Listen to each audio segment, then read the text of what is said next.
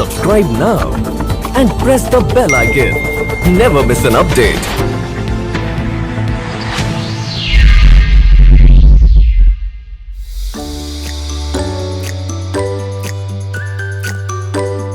बिल्कुल, ये एक मानसिकता है और उस रूढ़िवादी मानसिकता को हम जितनी अच्छे से डील कर सकते हैं, समाज ओपन हो जाएगा। पता सबको होता है यहाँ पे वैसे यस ये यस, है वो है। और ये हमारे राइट्स में है कि हम डिस्क्लोज करें या ना करें। एससी रूलिंग आई है पिछले साल 2022 में सेक्स वर्कर्स के फेवर में, तो ये हमें पता होना चाहिए। हम टीआई में काम कर रहे हैं, प्रोफेशन की जब हम मान्यता दे दिया हमने, तो धीरे धीरे हमें एक इंक्लूसिव समाज तो बनाना पड़ेगा।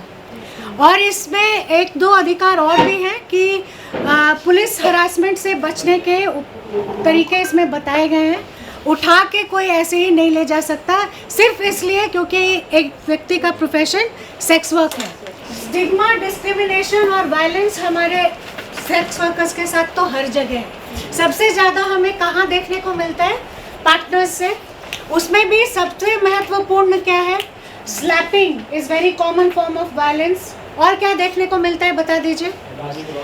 गाली गलौज करना और सिगरेट बम्स भी हमें देखने को मिल जाते हैं। और या पैसे नहीं देना। हाँ, पैसे की वजह से बहुत कॉमन है लड़ाई झगड़े हो जाना। सिंगल पार्टनर बोले तो डबल पार्टनर।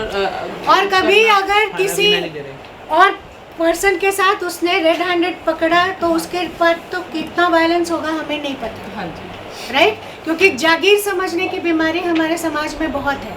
एक छोटा सा बताएंगे कि पुलिस वायलेंस के वजह से हमने क्या देखने को, आंकड़े हमें क्या बताते हैं कि अगर 100 मान लेते हैं ऐसे कि 100 सेक्स वर्कर्स हैं, 97.5 ऐसे पर्सन्स के एक्सपीरियंस है कि पुलिस की हरासमेंट तो उन्होंने देखा ही देखा है। लगभग 2 ही 3 लोग ऐसे हैं जिनको सामना नहीं करना पड़ा पुलिस हरासमेंट में। सॉरी, नुकसान क्या होंगे, है ना? तो एक तो ये है फर्स्ट कि उसको परिवार और समाज में स्वीकार नहीं करेगा। दूसरा उनका जो नुकसान होगा वो ये होगा कि उनको सामाजिक और आर्थिक नुकसान होगा। अब वो सेक्स वर्कर हैं, उससे वो कमाई कर रही हैं, अच्छी खासी कमाई हो रही है जब वो छुप कर रही हैं। लेकिन अगर उन्होंने बता दिया कि मैं सेक्स वर्कर हूँ, ठीक है, और मैं उससे कमा रही हूँ, तो चाहे वही समाज उनके पास जाके उनके साथ में सेक्स कर रहा है, उनको पैसा दे रहा है, वही लोग एक्सेप्ट नहीं करेंगे कि भाई सेक्स वर्कर है, और उसको नेगेटिव इमेज उसकी बना देंगे कि ये तो उल्टा है, कुलचनी है, ये गंदी है, औरत है। तीसरा, और भौगोलिक परिस्थिति के अनुसार भी है। अगर तो वो किसी बड़ी सिटी में है तो वहाँ पे मेट्रो सिटी में है या तो वहाँ वो अपना डिस्क्लोज करती है तो उसके लिए फायदे हैं। लेकिन अगर वो छोटी सिटी में है, किसी गाँव में है, वहाँ वो डिस्क्लोज करती है तो उसके लिए सारे नुकसान ही नुकसान है। हमें उस पे मुद्दे पे बोल रहे हैं कि उनको अपनी आइडेंटिटी जो है वो डिस्क्लोज कर देनी चाहिए। तो उसमें क्या है, उनको कुछ प्रॉफिट हैं जो उनको होने वाले हैं। उसमें एक तो उनका जो क्लाइंट लोड है वो उनका बढ़ जाएगा। जो उनके पास जो क्लाइंट आते थे वो पहले हो सकता है किसी पेडलर के थ्रू आ रहे हो, अब वो उनके पास डायरेक्ट आएंगे तो उनकी जो आर्थिक स्थिति है उसमें सुधार होगा। और एक इसमें जो उनके लीगल राइट्स हैं, जैसे उनको राशन का वितरण होता है या कोई पेंशन वगैरह अगर गवर्नमेंट से कोई स्कीम आती है तो उसका भी उनको फ़ायदा मिलेगा। अगर कोई महिला अपने परिवार को चला रही है अपने बलबूते पे और उसका पति कुछ नहीं कर रहा है, वो अपने बच्चों की पढ़ाई अपने जो अर्निंग सोर्स है उससे कर रही है, इसलिए उसको अपनी आइडेंटिटी डिस्क्लोज करने में कोई वो हर्ज नहीं होना चाहिए। कुछ लोग ऐसे होते हैं कि कोई छोटी बच्ची दिखी उसी को ले गए किडनैप करके या मतलब ऐसे बहला फुसला के, तो जब वो उसको पता होगा कि वो FSW वहाँ पे रहती है या वो अपनी आइडेंटिटी उसने डिस्क्लोज कर दी होगी, तो वो व्यक्ति गलत तरीकों को ना अपनाकर सीधा वहाँ पे भी जा सकता है। जो व्यक्तिगत ट्रैकिंग शीट है HRG की, उस पे MNE को फोकस करना है और उसमें कोई गैप मिलते हैं तो आप उनको स्टाफ को बताना है। और डेटा की गुणवत्ता, रिपोर्टिंग से संबंधित कोई समस्याएं या किस तरीके की समस्याएं आ रही है वो MNE को उनकी पहचान करनी है।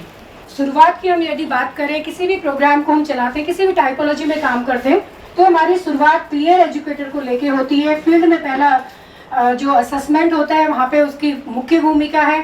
सैक, डैक्यू और TSU द्वारा उचित प्रशिक्षण के बाद परियोजना सेवाओं को वितरण करने में उनकी पहचान, जो प्रिफर्ड प्रोवाइडर है फील्ड लेवल के, उनको पहचान करना है कि हमारी और कौन से लोग हो सकते हैं हमारे साथ जो जुड़ के हमारी सर्विसों को फील्ड लेवल तक पहुंचा सकते हैं।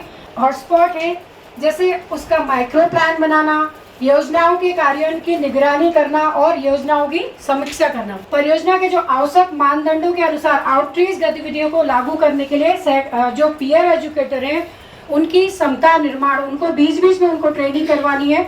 जो पीयर की मॉनिटरिंग होगी वो आउटरीच की तरफ से होगी और इससे अलावा 20 दिन का उनका जो फील्ड विजिट का प्रावधान है, उनको 20 दिन फील्ड विजिट करनी है।